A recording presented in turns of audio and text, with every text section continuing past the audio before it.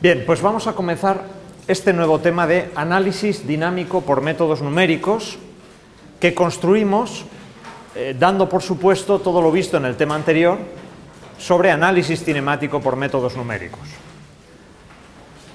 Comenzamos definiendo cuáles son los problemas que queremos resolver. Básicamente nos encontramos con dos problemas, que son los denominados problemas dinámico directo y problema dinámico inverso. En cada caso, los datos y las incógnitas son las siguientes. Primer caso, tenemos como datos la posición inicial del mecanismo. Vamos a llamarla en términos de los grados de libertad. Usamos la z como vector de grados de libertad. Z sub 0 es la posición inicial de los grados de libertad. Por tanto, la posición inicial del mecanismo. Tenemos también como dato la velocidad inicial del mecanismo, definida por el vector de velocidades de los grados de libertad. Conocemos la variación de las fuerzas exteriores a lo largo del tiempo y quizá de la posición también. Lo escribimos así de una forma simplificada. Variación de las fuerzas exteriores a lo largo del tiempo, fuerzas exteriores que a su vez pueden depender también de la posición. Y como incógnitas queremos obtener el vector z de t, la variación con respecto al tiempo de los grados de libertad. Por lo tanto, en un término general, diríamos que queremos obtener la trayectoria del mecanismo en el espacio de los grados de libertad.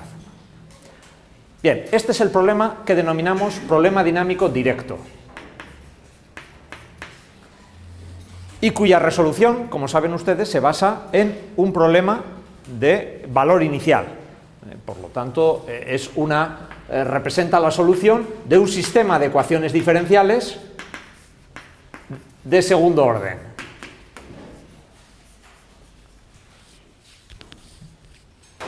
Un problema de valor inicial en el cual tenemos un estado inicial, posición y velocidad, definidos por los grados de libertad, conocemos las fuerzas exteriores y la integración de las ecuaciones diferenciales del movimiento, que son de segundo orden, nos producen z de t como resultado. Bien, este es problema directo. Dentro de los problemas dinámicos se suele hablar también del problema dinámico inverso. En este caso, se parte como datos del movimiento. Y generalmente, pues lo que se quiere obtener, en este caso, pues es lo contrario.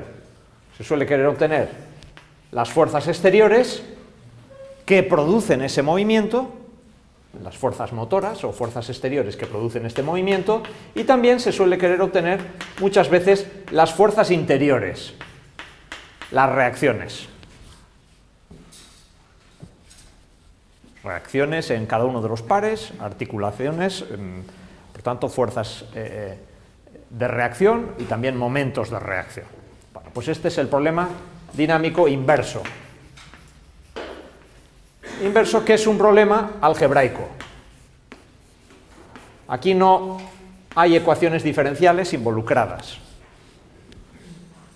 La resolución es una resolución meramente algebraica. Bien, pues en este capítulo vamos a resolver ambas cosas, el problema dinámico directo, problema dinámico inverso. ¿Cómo lo vamos a atacar? De una forma análoga a como vimos la resolución del problema cinemático.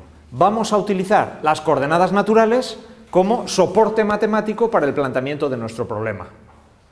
Necesitamos, por lo tanto, expresar las ecuaciones dinámicas en función de las incógnitas que son las coordenadas naturales. Bien, nos vamos a apoyar en el teorema de los trabajos virtuales y por lo tanto, pues vamos a comenzar ya en este capítulo a ver cuáles son los términos que nos aparecen al plantear las ecuaciones diferenciales del movimiento aplicando el teorema de los trabajos virtuales.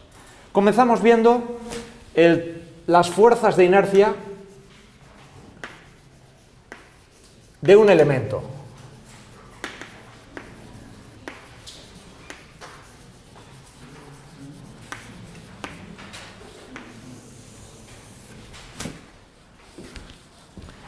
Bueno, por tanto, estamos dando un primer paso hacia el planteamiento de las ecuaciones diferenciales del movimiento. El primer planteamiento es obtener las fuerzas de inercia, concretamente el trabajo virtual de las fuerzas de inercia de un elemento. Para lo cual, consideramos un elemento cualquiera en el cual conocemos lo que representan las fuerzas de inercia. Las fuerzas de inercia es un campo de fuerzas ficticio distribuido que otorga a cada partícula una fuerza que es menos la aceleración por diferencial de m. En la mecánica clásica obtenemos la resultante y el momento resultante de este campo de fuerzas aplicadas. Sabemos que la resultante es menos la masa por la aceleración del centro de gravedad, y el momento resultante, pues es, respecto al centro de gravedad, es menos I por alfa más o menos omega vectorial I sub g por omega. Bien, en este caso vamos a hacer exactamente lo mismo, solamente que en lugar de plantear las cosas de esta forma, este mismo planteamiento lo vamos a hacer usando las coordenadas naturales como soporte. Por lo tanto, vamos a considerar un elemento que tiene al menos dos puntos. Siguiendo nuestras reglas de modelización, vamos a llamar I a uno de los puntos y J a otro de los puntos. A nuestro elemento lo llamamos elemento E, un elemento cualquiera del mecanismo. Definimos un sistema de referencia rígidamente unido a nuestro elemento E, con el siguiente criterio. El origen está en un punto cualquiera de los dos, por ejemplo el I, y el eje X apunta hacia el punto J. Así definimos X sub E. Por lo tanto, por definición, X sub E, el eje X del sistema de referencia rígidamente unido al elemento, tiene origen en el punto I y apunta hacia el punto J. Esta es la característica que le damos al eje X sub E. El eje Y sub E es el que corresponda al triedro. Pues ahí tenemos el eje Y sub E.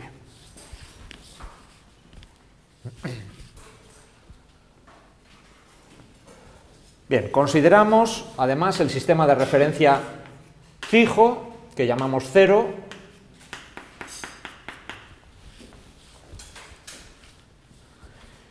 y consideramos una partícula material del sólido que llamamos punto P. Bien, pues definimos vector R, es el vector de posición que va desde el origen hasta el punto P, R sub I es el vector de posición del punto I, y al vector que va de I hasta P lo llamamos RP super E, porque en general usamos el superíndice a la izquierda, que como es habitual, indica el sistema de referencia en el que están expresadas las componentes de R sub P. En este caso las vamos a expresar en el sistema de referencia E. Bien, con estos vectores así definidos podemos expresar que R es igual a R sub I más A sub E por RP super E. A sub E es la matriz de cambio de base. Vamos a utilizar aquí la notación A mayúscula, porque la letra R que hemos utilizado hasta la fecha en la asignatura la vamos a reservar para otra matriz distinta. Por tanto, matriz de cambio de base por RP super E. Bien, pues vamos a desarrollar esta expresión como anticipación a lo que vamos a necesitar para escribir las fuerzas de inercia. R sub I pues está compuesto por sus dos componentes, x sub i y sub i. Más a sub b, sabemos que es la matriz de cambio de base, y la matriz de cambio de base, escrita por columnas, contiene los vectores unitarios de los ejes x sub e y sub b. Por tanto, si llamamos, por ejemplo, u a este vector y v a este vector unitario, por columnas aquí tendremos u y v. Primera columna es u, segunda columna es v.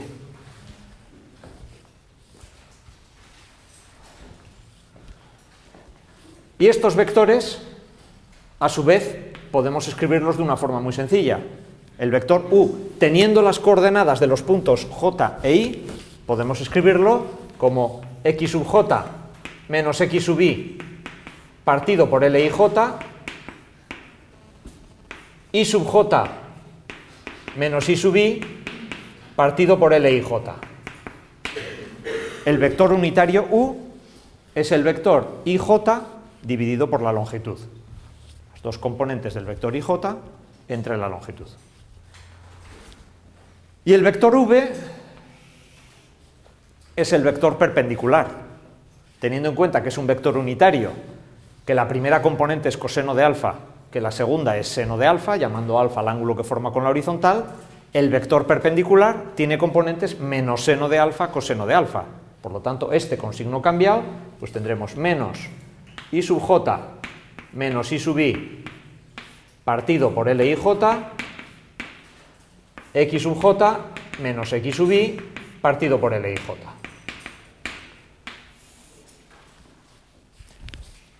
Hemos encontrado la expresión de la matriz de cambio de base en función de las coordenadas de los puntos i y j. Bien, pues sencillamente la vamos a transcribir aquí. La matriz de cambio de base a sub b, sacamos factor común l y j fuera de la matriz y copiamos aquí xj menos xi, i sub j menos i sub i, menos i sub j menos i sub i, xj menos xi. Multiplicado por rp super e. Lo escribimos en función de sus componentes como xp super e y p super e.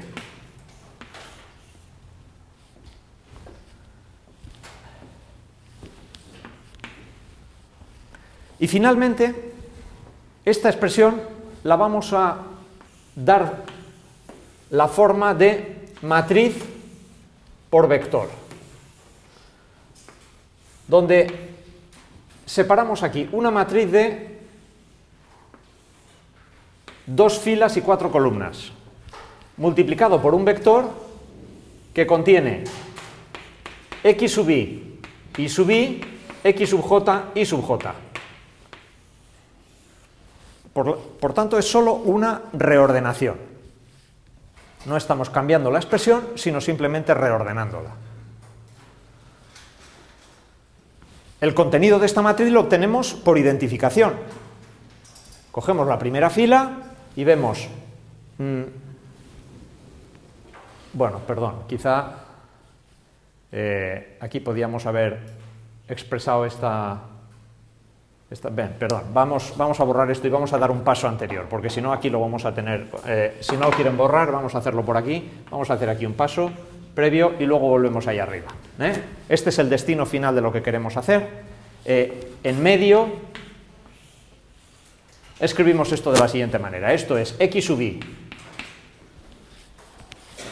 más 1 partido por l y j por producto de las matrices directamente, xj menos xi por xp super e más menos i sub j menos i sub i por ip super e. La segunda fila será i sub i más 1 partido l y j, paréntesis, i sub j menos i sub i por xp super e más xj menos y sub i menos x sub i por ip super e.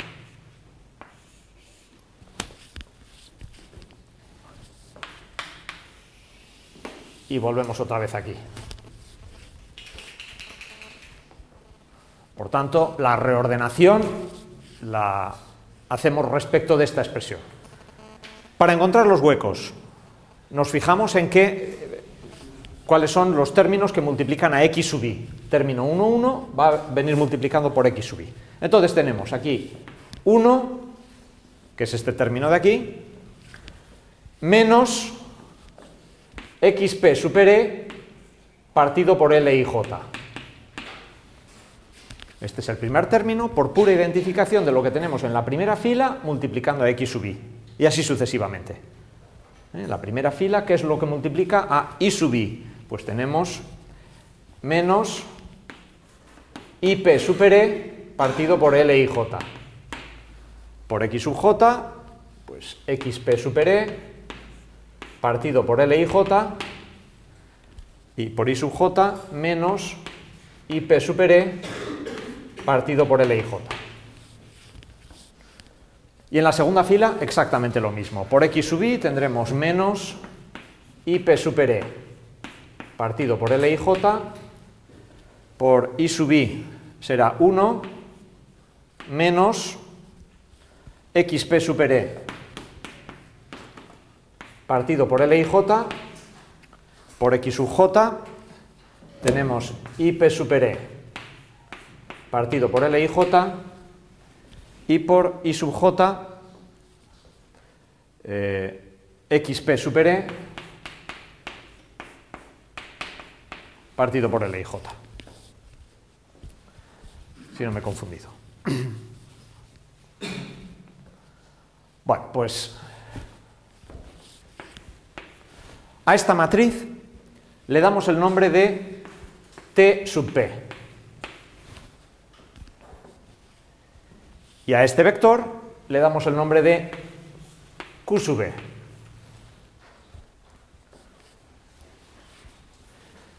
Y nos fijamos lo que representa.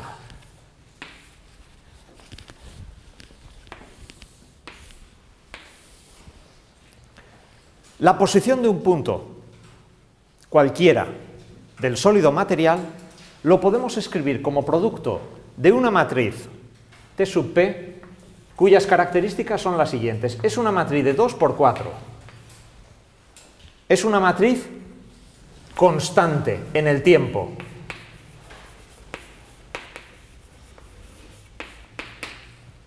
Fíjense que esta matriz, todos los términos que aparecen aquí son constantes en el tiempo, porque la longitud de L y J es una constante, y las coordenadas del punto P expresado en el sistema de referencia E son constantes, sí.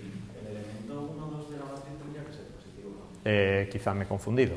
Este de aquí tiene que ser positivo, es el I sub I. I sub I, efectivamente, perdón, este signo es más. Gracias. Ese signo es positivo.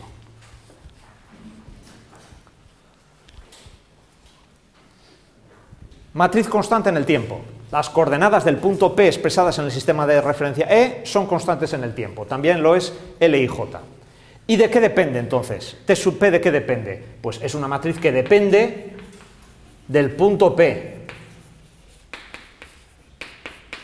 Es decir, es una matriz que cambia de una partícula a la otra, pero para cada partícula es constante a lo largo del tiempo. Es una propiedad de la partícula. Cada partícula tiene su propia matriz. ¿Y qué es Q sub E? Q sub E es lo que llamamos las coordenadas naturales del elemento.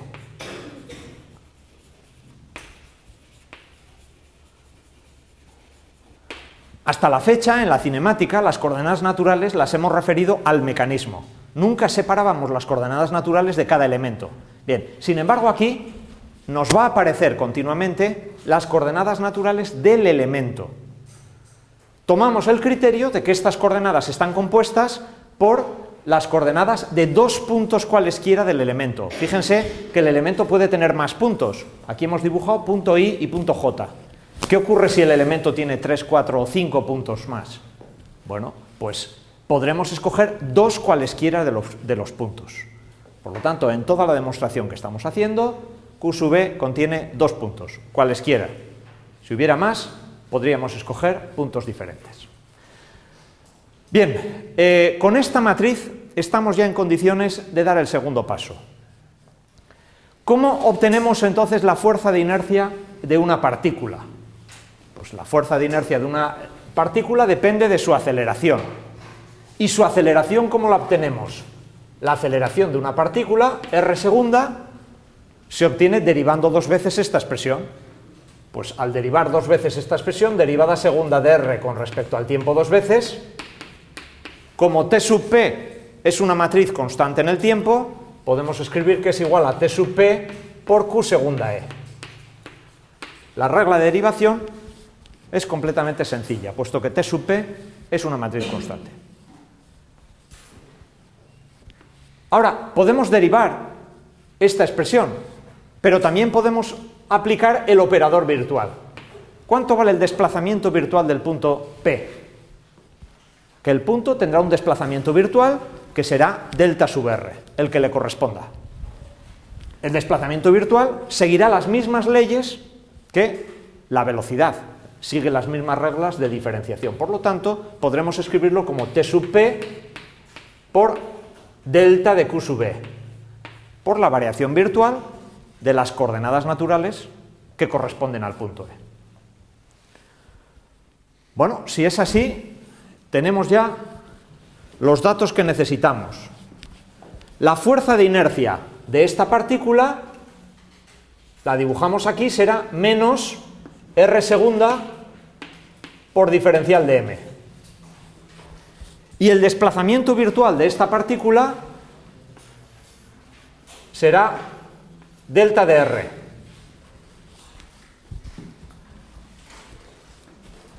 Entonces, el trabajo virtual de la fuerza de inercia será el producto escalar de la fuerza de inercia por el desplazamiento virtual. Si sumamos el de todas las partículas, obtendremos lo correspondiente al elemento. Entonces, el trabajo virtual de las fuerzas de inercia de ese elemento será la integral extendida al volumen de menos delta r traspuesta por r segunda diferencial de m. Fíjense, lo que contiene la integral es el producto escalar de desplazamiento virtual por fuerza de inercia. Si integramos en el volumen, estamos obteniendo la suma para todas las partículas. Muy bien. Damos el siguiente paso. Signo menos sale fuera. Integral extendida al volumen. De delta de r traspuesta, que lo tenemos aquí. Sustituimos. Delta de QE traspuesta por T sub P traspuesta por R segunda. Lo sustituimos de aquí arriba. T sub P por Q segunda E por diferencial de M.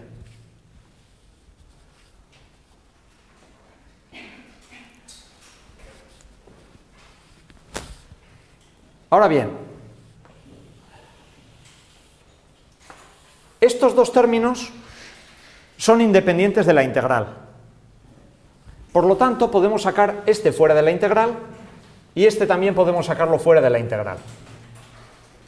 La integral afecta a cada partícula. La integral extendida al volumen es una integral para cada partícula. Ahora bien, Q segunda E no depende de en qué punto estemos en la partícula, porque todas las partículas tienen las mismas coordenadas naturales del elemento. Q segunda E son las aceleraciones del punto I y del punto J. Por tanto, no dependen del elemento en el que nos encontremos, puede salir fuera. Lo mismo con los desplazamientos virtuales, que son desplazamientos virtuales de los puntos I y J. Por tanto, esta expresión la podemos reescribir como menos delta de QE traspuesta por la integral extendida al volumen de T sub P traspuesta por T sub P por diferencial de M y por Q segunda E.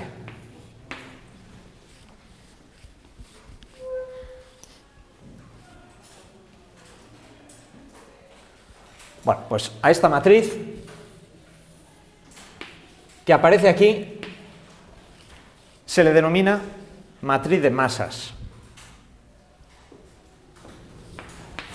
Y esto se puede escribir como menos delta de QE traspuesta por M sub E por Q segunda E.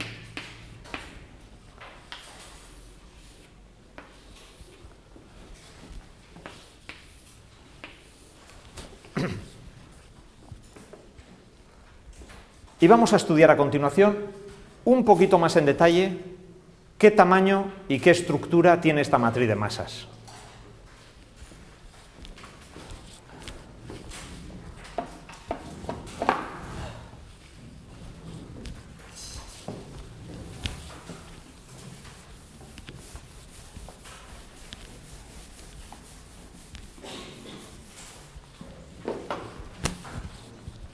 Para lo cual voy a seguir escribiendo aquí. M sub E, según hemos dicho, es la integral extendida al volumen de Tp traspuesta por T sub P, por diferencial de M.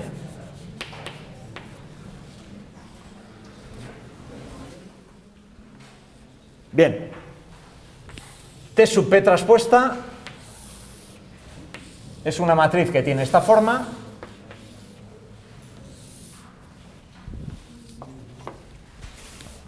Perdón.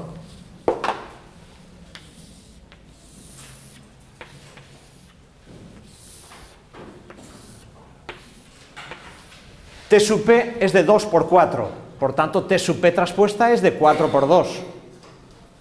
Siguiente, T sub P la copiamos.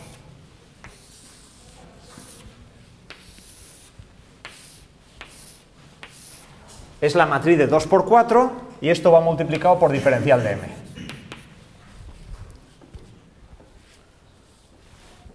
Bueno, por lo tanto, esta integral dimensionalmente tiene que ser de 4 por 2, 2 por 4, tiene que ser una matriz de 4 por 4. Sabemos, por tanto, tiene que ser de 4 por 4. También sabemos, ya antes de hacer ninguna operación, que tiene que ser una matriz constante en el tiempo, puesto que T sub P es constante en el tiempo y T sub P traspuesta también lo es. Así que sabemos que tiene que ser también constante en el tiempo. Tiene que ser además simétrica por su propia estructura, porque el producto de una matriz traspuesta por sí misma es una matriz simétrica. Por lo tanto, el resultado de este producto es simétrico. De 4 por 4, constante y simétrica. ¿Qué más sabemos de ella? Bueno, pues vamos a escribir aquí alguno de sus términos. No vamos a escribir todos, pero al menos alguno de sus términos. Por ejemplo, pues aquí tendremos la integral extendida al volumen de una matriz de 4 por 4.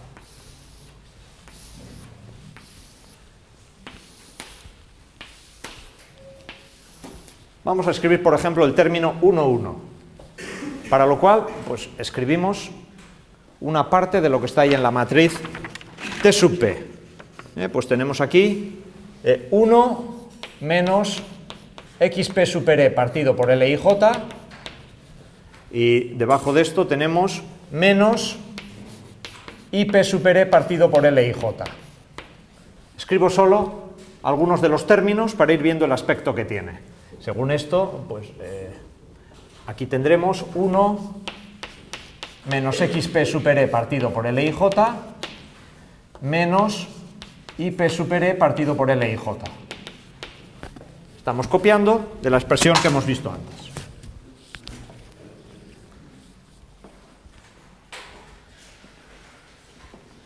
Bien, ¿qué tendremos entonces en el término 1, 1?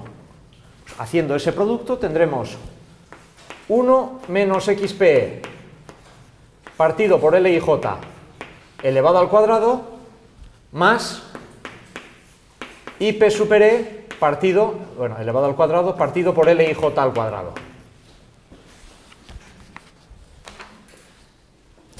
Por diferencial de M.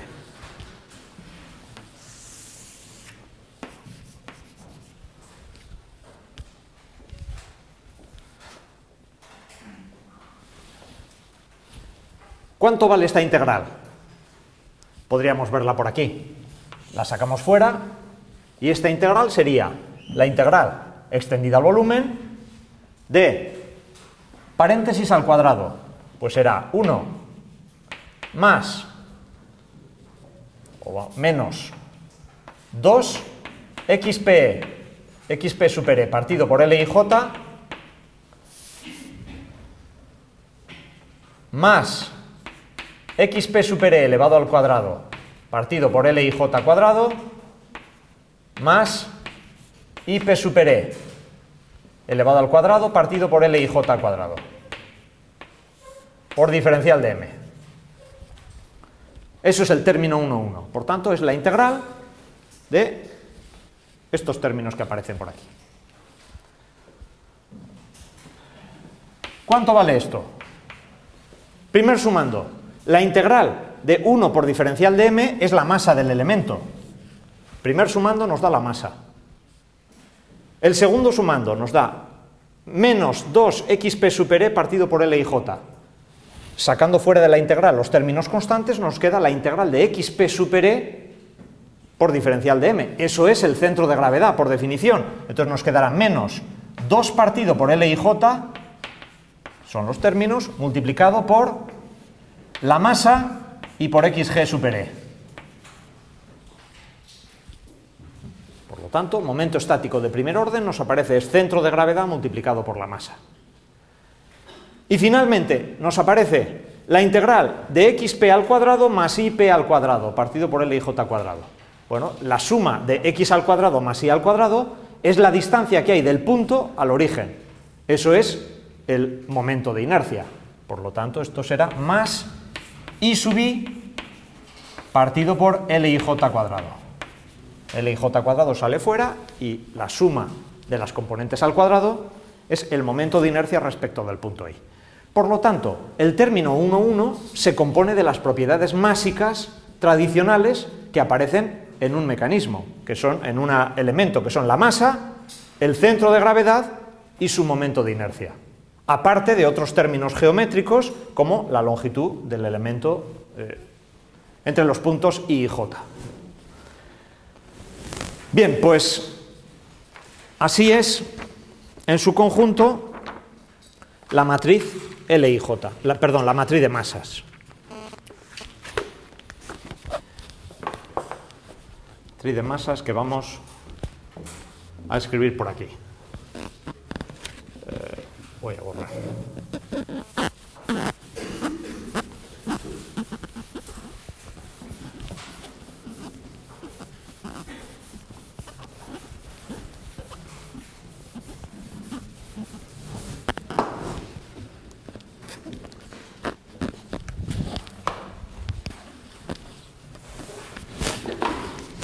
Esto es igual a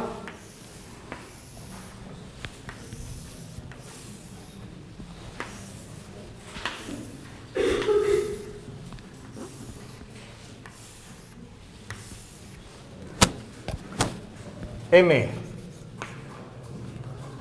menos 2xg super e partido por L y J por la masa más i sub i partido por L y J cuadrado, se lee desde atrás, 0 m xg super e partido por L y J menos i sub i partido L y J cuadrado menos m IG super E partido por L y J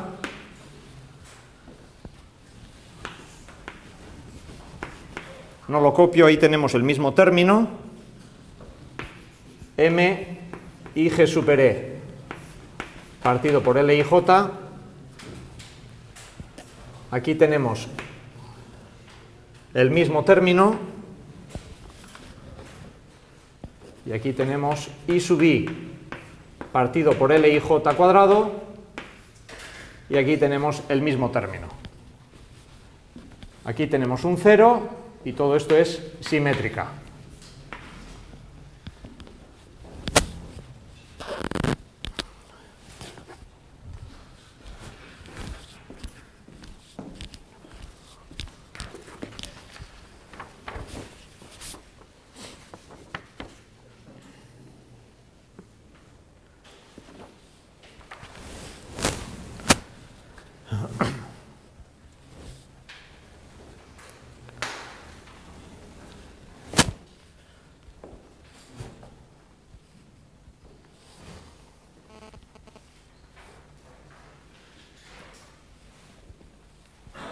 Bueno, pues esta es la expresión entonces final de la matriz de masas. Volvemos otra vez al principio y recordamos, ¿qué es la matriz de masas? La matriz de masas es la matriz que contiene toda la información necesaria para obtener el trabajo virtual de las fuerzas de inercia de un mecanismo, que es uno de los pasos fundamentales para obtener las ecuaciones del movimiento. Si nos fijamos en esta expresión final, en la que aparece la matriz de masas, nos encontramos que la matriz de masas es, como digo, la pieza clave que compone la estructura del trabajo virtual de las fuerzas de inercia. Como sentido físico de la matriz de masas, y lo vamos a ir viendo a continuación en los problemas, el sentido físico de lo que estamos haciendo, en definitiva, es distribuir las propiedades másicas, las propiedades de inercia de nuestro elemento a los puntos que componen las coordenadas naturales. Nuestro elemento tiene un momento de inercia, tiene una masa y tiene un centro de gravedad. Estas propiedades, ¿cómo las distribuimos a los puntos que componen nuestro soporte matemático? Por medio de la matriz de masas. Lo que nos ha hecho la matriz T sub P ha sido distribuir las propiedades de masa a los puntos. Fíjense por qué multiplica la matriz de masas. La matriz de masas multiplica por detrás a Q segunda sub E, que contiene la aceleración del punto I, X segunda Y segunda Y, X segunda J y segunda sub J. Por lo tanto, cada una de esas casillas que nos aparecen ahí va multiplicado por aceleraciones del punto I y del punto J. Entonces, ¿qué son los términos que van multiplicados por la aceleración de I y de la aceleración del J? La atribución de masa que hemos dado a cada uno de esos puntos. Por tanto, la podemos pensar intuitivamente como una distribución de las propiedades másicas a cada uno de esos puntos. Aplicación. Como ejemplo,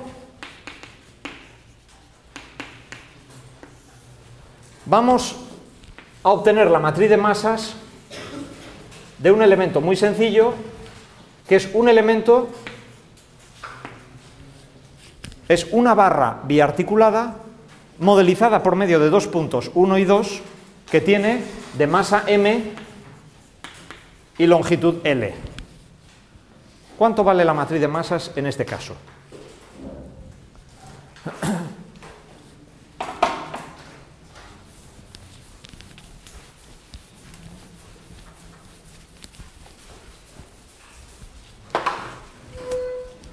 Bien, para obtenerla es una pura aplicación.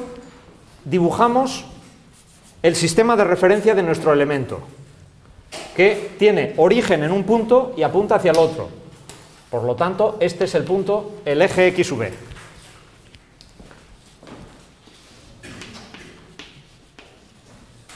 Y el eje Y sub E. ¿De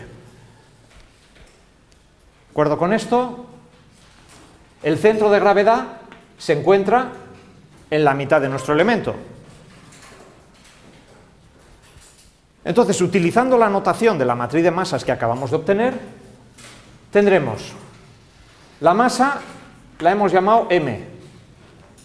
L y J, la distancia que hay entre los puntos I y J es la distancia 1, 2, que la hemos llamado L, a secas. X sub G super E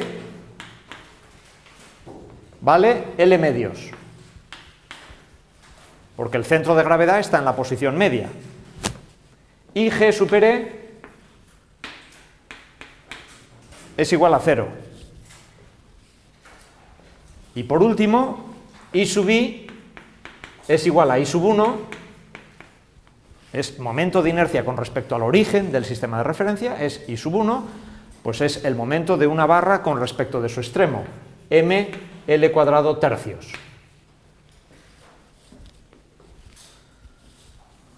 Bien, pues podemos sustituir. Tomamos, por ejemplo, el punto 1, 1, el elemento 1, 1 de la matriz y sustituimos. Decimos, tendremos m menos 2xg super e por m partido por L y j, pues será menos 2xg super e, que es L medios, multiplicado por m y partido por L, más I sub I partido por L y j cuadrado, mL cuadrado tercios partido por L cuadrado. Total, esto nos queda 2 con 2, m con m, L cuadrado con L cuadrado, m tercios. El término 1, 1 es igual a m tercios para esta barra. Bien, y así sucesivamente podríamos ir. El término 1, 3 sería para nosotros, pues, m por xg super e partido por L y j, que es L medios, partido por L, menos mL cuadrado tercios, partido por L cuadrado. Por tanto, aquí nos queda, L con L se cancela, nos queda m por 1 medio menos 1 tercio. O sea que aquí nos queda 6, 3 menos 2, m sextos. M sextos. Bien, etcétera. Término 1, 4 nos queda igual a 0. El término 2, 3 nos queda igual a 0. Y el término 3, 4 pues nos queda igual a m tercios, o mL cuadrado tercios partido por L cuadrado, cancelamos, cancelamos, m tercios. Y todos los demás están repetidos. Por ejemplo, el 1, 1 coincide con el 2, 2. Perdón, este no es el 3, 4, sino el 3, 3. Perdón, este quería decir el 3, 3. El 3, 3 coincide con el 4, 4. En definitiva, la matriz de masas de este elemento tiene la siguiente forma: m sextos, 0, perdón, m tercios, 0, m sextos, 0, m tercios, 0, m sextos,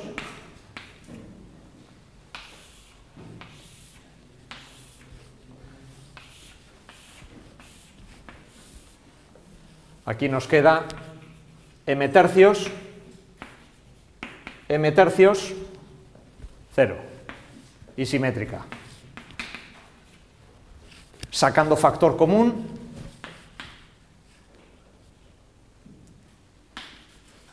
m sextos, pues nos queda una matriz que es 2, 0, 0, 2, aquí también 2, 0, 0, 2, 1, 0, 0, 1, simétrica.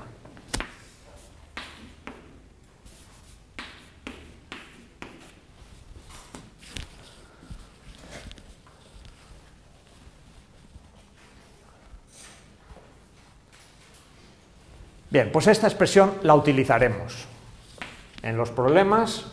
No repetiremos el cálculo de la matriz de masas de una barra biarticulada. Directamente aplicaremos este resultado como ya conocido. En un elemento biarticulado de masa m, longitud L, la matriz de masa será m sextos, 2, 0, 0, 2, 1, 0, 0, 1, etc.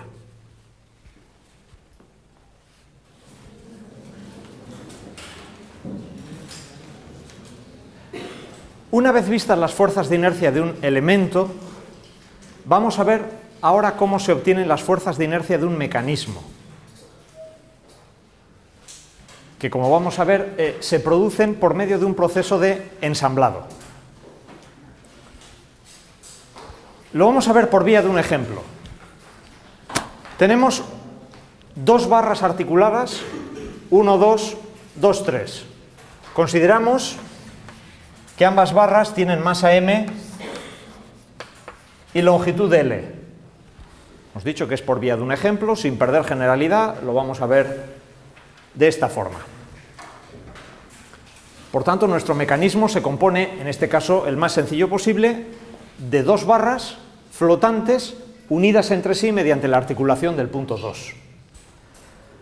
¿Cómo calculamos el trabajo virtual de las fuerzas de inercia del mecanismo?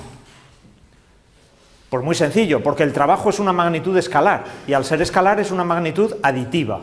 Por tanto, en el mecanismo, el trabajo virtual de las fuerzas de inercia no es otra cosa que la suma algebraica del trabajo virtual de las fuerzas de inercia del elemento 1 más trabajo virtual de las fuerzas de inercia del elemento 2, llamando 1 a este elemento y 2 a este otro.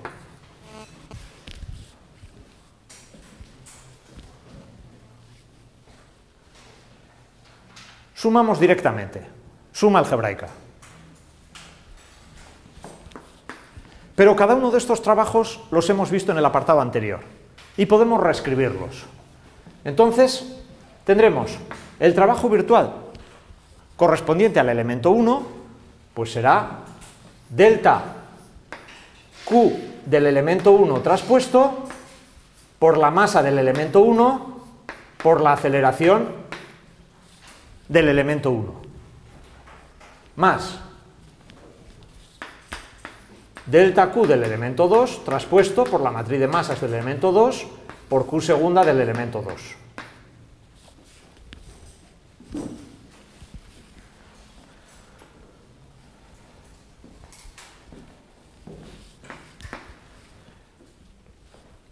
Cada uno de estos términos, a su vez, los hemos visto. Delta de Q1 son las variables correspondientes al elemento 1, que son los puntos 1 y 2. Por lo tanto, delta de Q1 es delta de X1, delta de Y1, delta de X2, delta de Y2, multiplicado por la matriz M sub 1, que es una matriz de 4 por 4. Como es una barra biarticulada, según acabamos de ver, esta matriz es M sextos por 2002, 1001 y simétrica 1001, 2002. Posmultiplicada por Q segunda sub 1. Por lo tanto, por X segunda sub 1, Y segunda sub 1, X segunda sub 2 y segunda sub 2.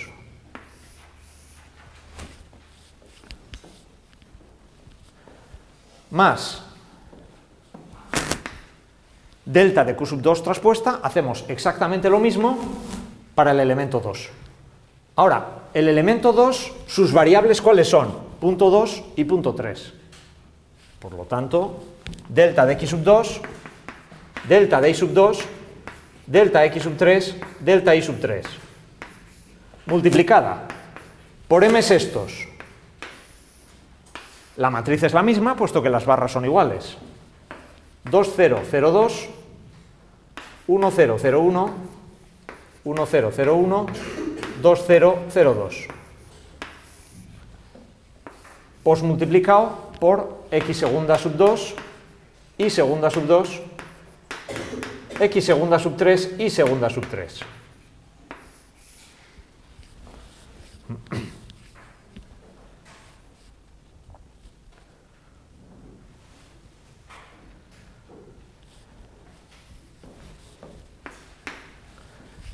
Bien, pues el planteamiento global de nuestro sistema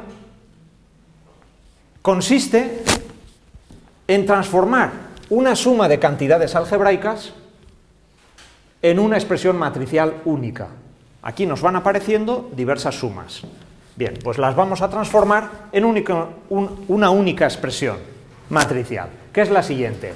Delta x1, delta y1, delta x2, delta y2, delta x3, delta y3, multiplicado por una matriz y posmultiplicado por x segunda 1 y segunda 1, x segunda 2 y segunda 2, x segunda 3 y segunda 3. Estamos transformando. ¿Qué nos queda ahí en medio? La matriz de masas del sistema. Es una matriz que va a tener, para que encaje con las dimensiones, pues tiene que ser una matriz de 6 por 6. Que la vamos a dibujar así, como submatrices de 2 por 2.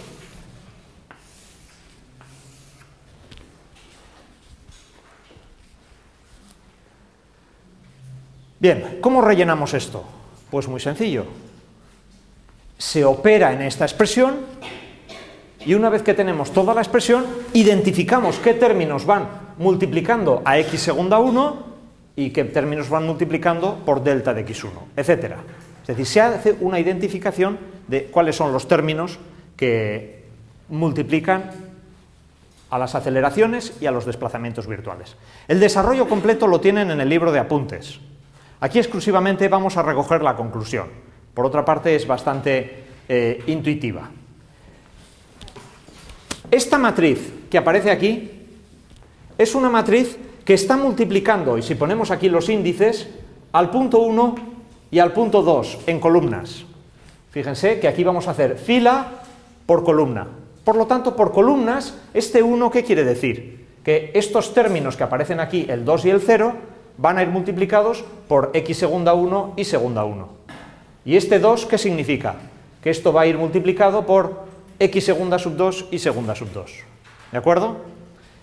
Estos mismos índices los podemos poner también por fila. 1 y 2. Que consiste en verlo del otro lado. Si yo multiplico desplazamientos virtuales por columnas, voy a obtener que estos dos primeros términos de aquí, este 2, 0, va a ir multiplicado por delta x1, delta y1. Y lo mismo va a ocurrir aquí. Este 1 y este 0 va a ir multiplicado por delta de x sub 2, delta de y sub 2. Bueno, pues esta filosofía de índices de fila y columna los podemos colocar también aquí. Y podemos colocarlos también aquí. 1, 2, 3, 1, 2, 3. Entendiendo que son unos índices auxiliares. Bueno, en definitiva, nos vamos a encontrar con que esta matriz, que subrayo aquí con términos naranjas, nos va a aparecer aquí, que es exactamente en donde aparecen los mismos índices de fila y de columna. ¿Y qué vamos a tener? Entonces tendremos el m sextos aquí fuera y aparecerá 2, 0, 0, 2, 1, 0, 0, 1, 1, 0, 0, 1, 2, 0, 0, 2.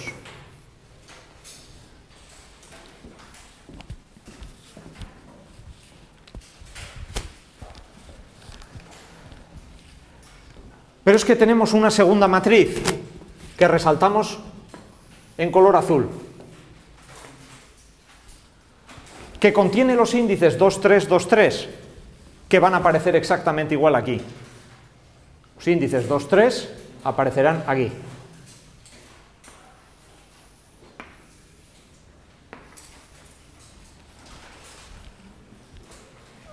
Bueno, pues esta matriz aparece aquí y allí donde hay solape se produce la suma. Más 2, 1, 0, 0, 1, 2, 0, 0, 2, 1, 0, 0, 1.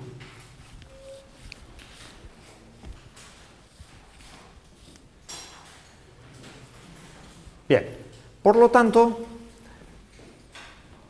la matriz de masas final de nuestro mecanismo se obtiene realizando el proceso de ensamblado, que es esto que acabamos de ver aquí, ensamblando las matrices de masas de cada elemento.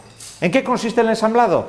Sustancialmente consiste en identificar cuáles son los índices de fila y columna que pre y post multiplican por desplazamientos virtuales y aceleraciones, identificarlos en las matrices de elemento y transportar las matrices de elemento a una plantilla general que es la de la matriz final.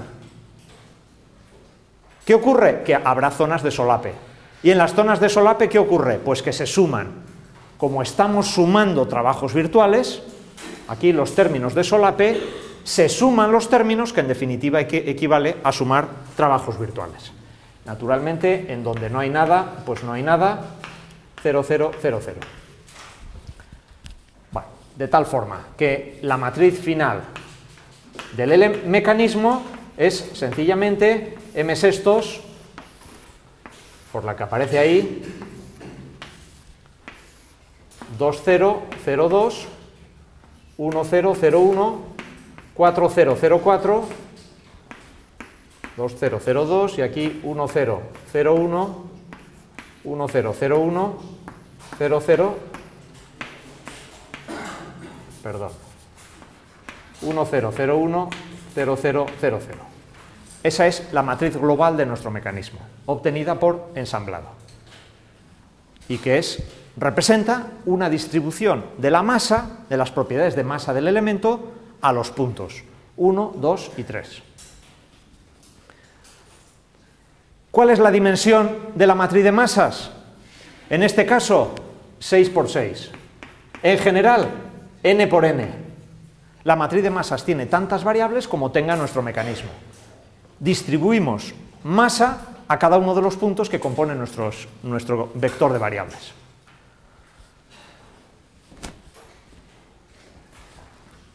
Bien, una llamada de atención. La matriz de masas no es única. Hay múltiples matrices de masa. ¿Por qué? M no es única.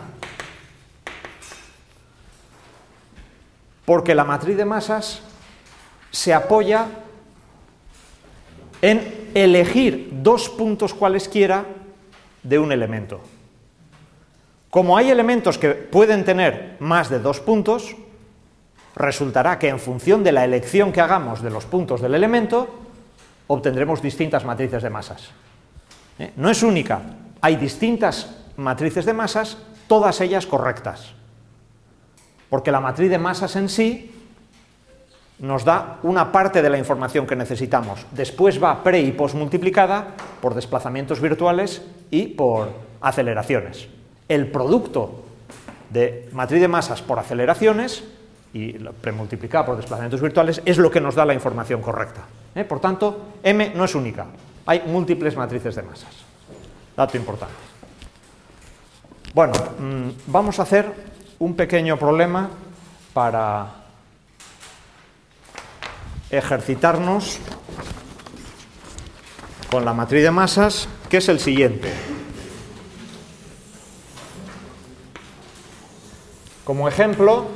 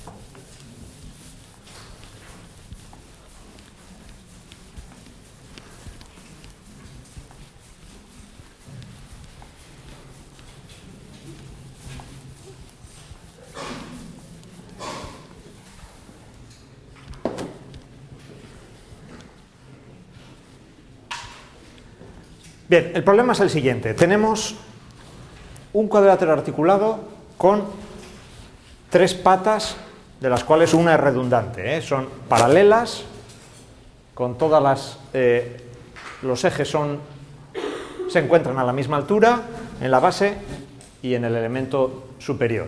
El elemento superior, que es un elemento único que tiene 3 articulaciones. Entonces, el elemento 1, 2 y 3 tienen masa m y el elemento 4 tiene masa 2m. Entonces, nos piden obtener la matriz de masas del mecanismo.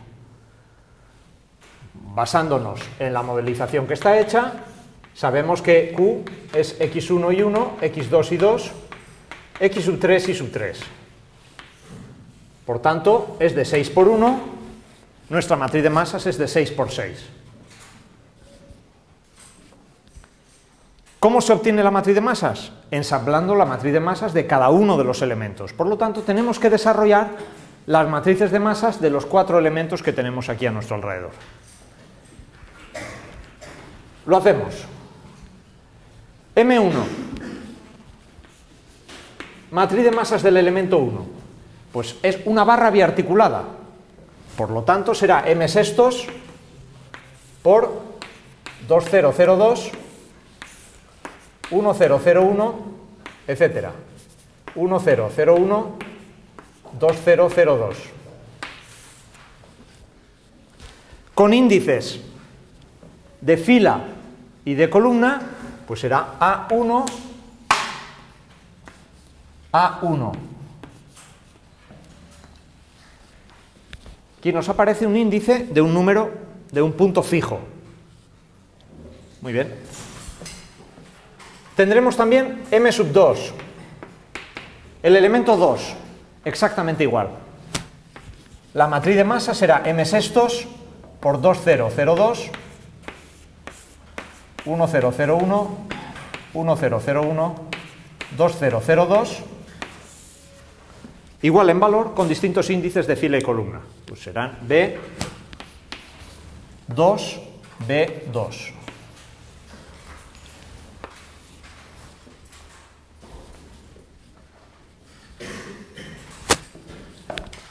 Elemento 3, pues m sextos por 2002, exactamente igual. La tercera matriz sigue siendo la misma, con índices C3.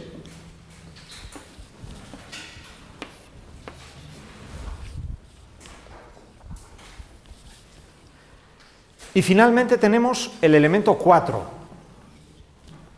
M sub 4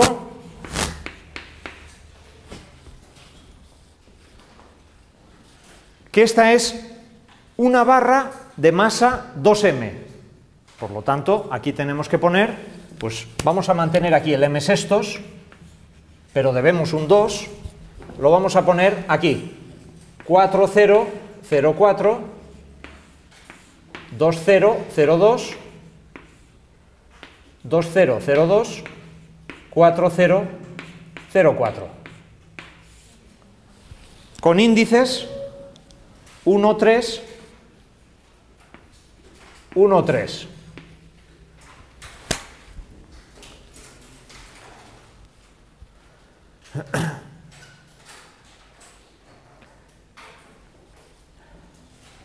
Fíjense que aquí no podíamos haber escogido los puntos 1 y 2 manteniendo esta estructura de la matriz de masas, porque la matriz de masas que nosotros conocemos es la de una barra cuyos puntos están en los extremos.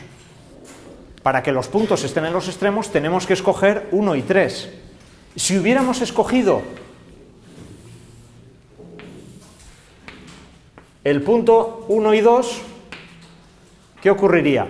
Pues que la matriz de masas sería distinta. Habría una matriz de masas, podemos obtener la matriz de masas basada en los puntos 1 y 2, pero no sería la de m sextos, 2002, etc. Sería otra matriz de masas, que deberían obtener basándose en la expresión general de la matriz de masas. Por tanto, estamos obligados a coger 1, 3, que son los de los extremos, si queremos usar la expresión general, que es lo que queremos.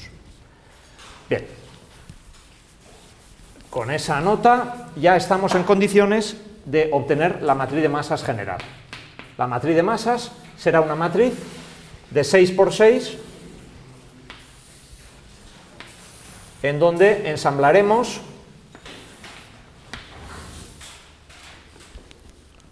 uno, 2, 3, 1, 2, 3.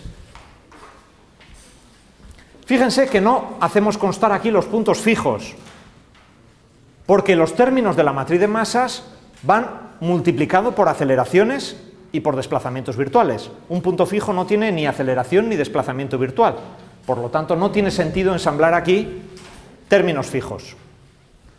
¿Qué ocurre? Que hay matrices que sí que tienen términos fijos. Por ejemplo, la matriz del elemento 1. Aparece aquí, índice A, en filas y columnas. ¿Qué va a ocurrir? No vamos a ensamblar nada más que aquella parte que contenga índices móviles. Por ejemplo, aquí solo vamos a ensamblar aquella parte que es ensamblable. 1, 1. Muy bien, pues esta parte la vamos a ensamblar aquí.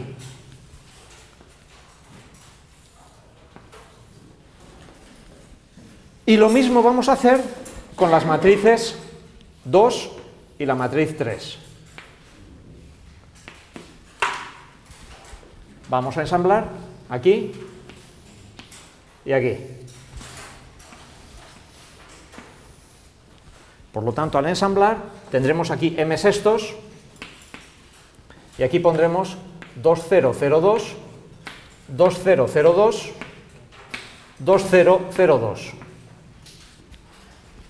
Al ensamblar las matrices de los elementos 1, 2 y 3.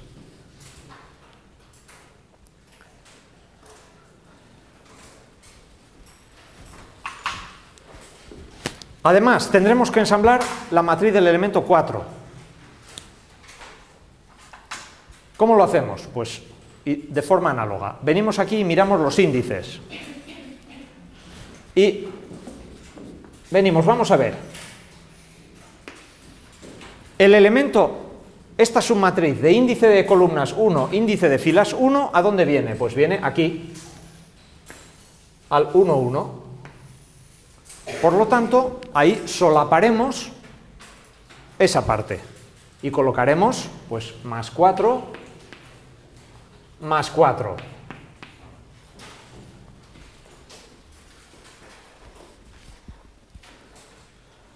Seguimos. La parte 3, 3, haremos lo mismo, solamente que vendrá aquí.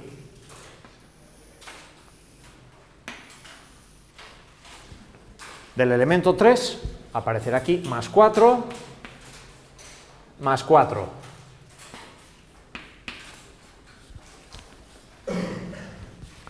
Y por último, tendremos los términos de fuera de la diagonal, pues que tiene índice de fila 1 de columna 3, pues aquí.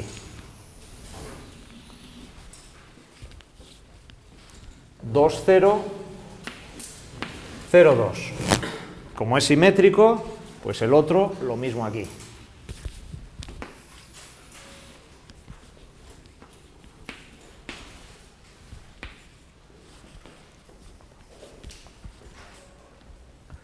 Bien, finalmente, ¿qué tenemos?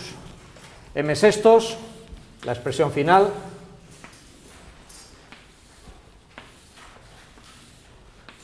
pues es 6006, 0000, 2002, 2002, 6006, y aquí 2002, y lo que dejamos en blanco son ceros.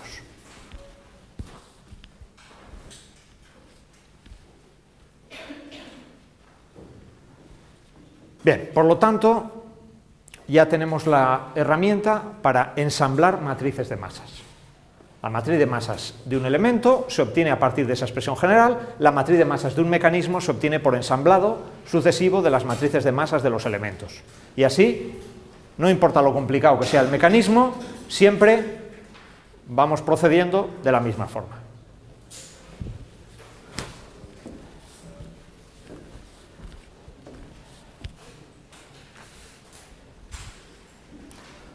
Bueno, ¿dudas? ¿Hasta aquí?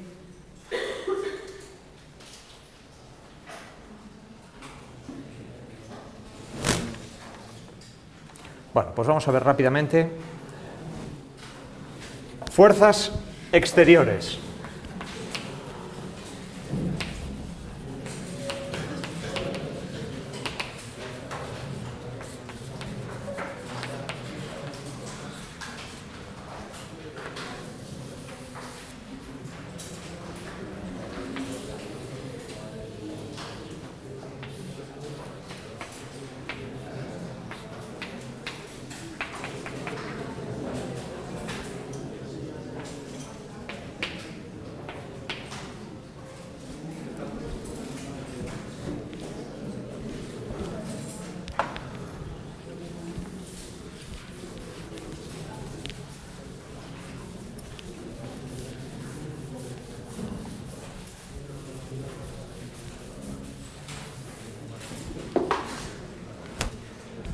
Bien, partimos de un elemento sobre el que actúa una fuerza puntual.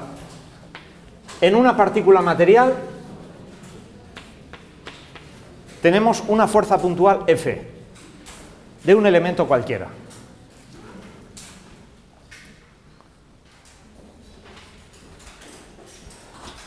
Nuestro elemento está modelizado con los puntos I y J, y naturalmente consideramos que tenemos nuestro sistema de referencia local X sub E, Y sub E.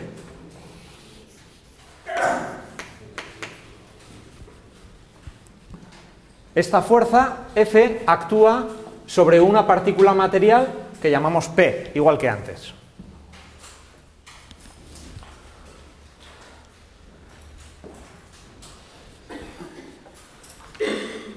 Si queremos obtener el trabajo virtual producido por esa fuerza en un desplazamiento virtual, daremos un desplazamiento virtual a nuestro cuerpo y obtendremos aquí un desplazamiento virtual que llamamos delta R, sabiendo que R es el vector de posición de la partícula P. Bueno, pues el trabajo virtual producido por la fuerza exterior F será el producto escalar entre fuerza y desplazamiento, igual a delta R traspuesto multiplicado por F.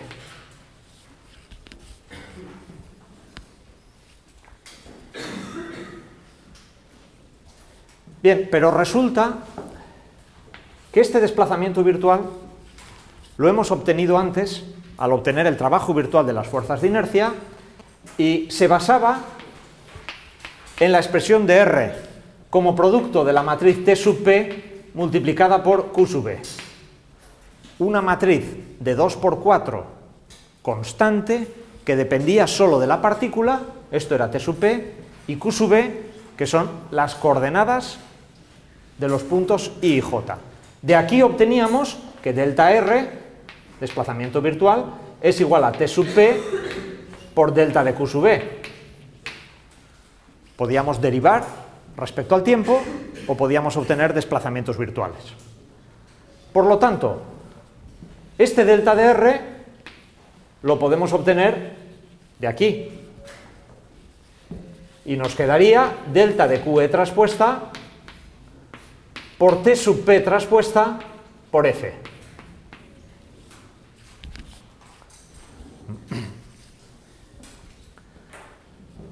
A este producto T sub P traspuesta por F lo denominamos Q, fuerza generalizada.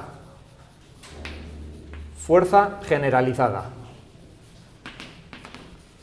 Por lo tanto, este producto nos queda delta de Q sub E traspuesta por Q, mayúscula.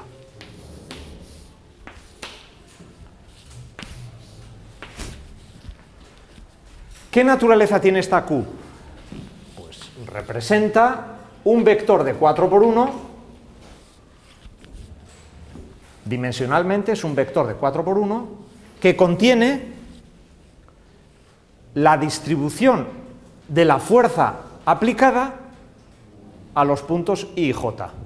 Es decir, es como si distribuyésemos esta fuerza F a cada uno de los puntos I y J, le tocaría por lo tanto a cada uno de ellos una fuerza, y esta distribución de la fuerza F a los puntos I y J produce la misma resultante y el mismo momento resultante. Eso es lo que estamos haciendo. Ejemplo de aplicación de esto mismo. Ejemplo: una barra que contiene el peso, que naturalmente está en el centro de gravedad y apunta hacia abajo. ¿Cuál es la fuerza generalizada correspondiente? Bueno, pues necesitamos colocar aquí nuestro sistema de referencia X sub B, Y sub B.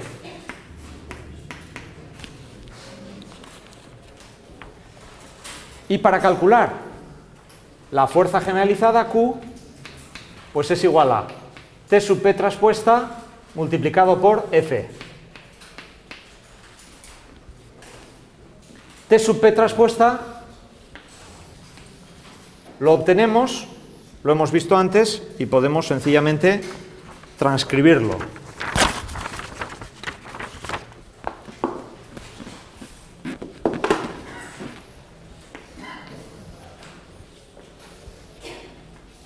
Bien, pues es 1 menos XPE partido por LIJ.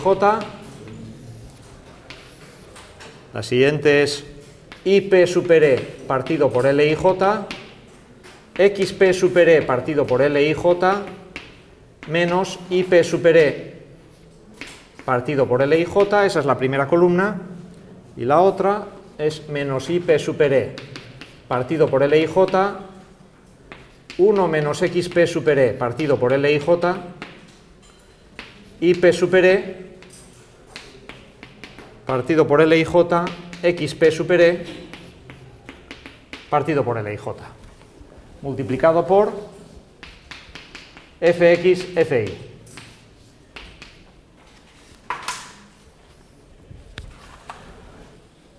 Bien, ¿dónde está el punto P en este caso? Nuestro punto P de aplicación de la fuerza es el centro de gravedad. Entonces, LIJ es igual a L. XP super E es igual a L medios. IP super E es igual a 0. Sustituimos esto aquí dentro y nos queda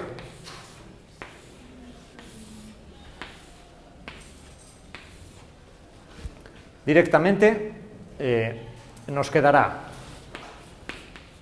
1 medio, 0, 0, 1 medio, 1 medio, 0, 0, 1 medio. Allí donde aparecen las I's aparecen ceros y donde tenemos X aparece 1 medio. Multiplicado por Fx, Fi. Fx, Fi, pues es 0 menos mg.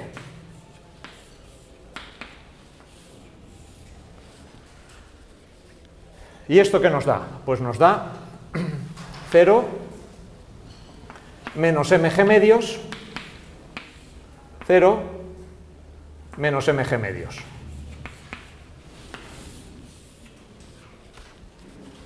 ¿Cuáles son los índices de fila? Aquí también podemos poner índices de fila, porque Q, este vector, va premultiplicado por desplazamientos virtuales, por lo tanto, punto 1, punto 2. ¿Tiene esto sentido físico? Todo. Como hemos dicho, la fuerza generalizada representa una distribución de la fuerza aplicada sobre los puntos. Si actúa el peso hacia abajo y en la mitad, ¿qué forma más natural que distribuir el peso que poner aquí una fuerza mg medios y aquí poner otra fuerza mg medios? Pues eso es lo que nos está haciendo la fuerza generalizada. Bueno, aquí lo dejamos.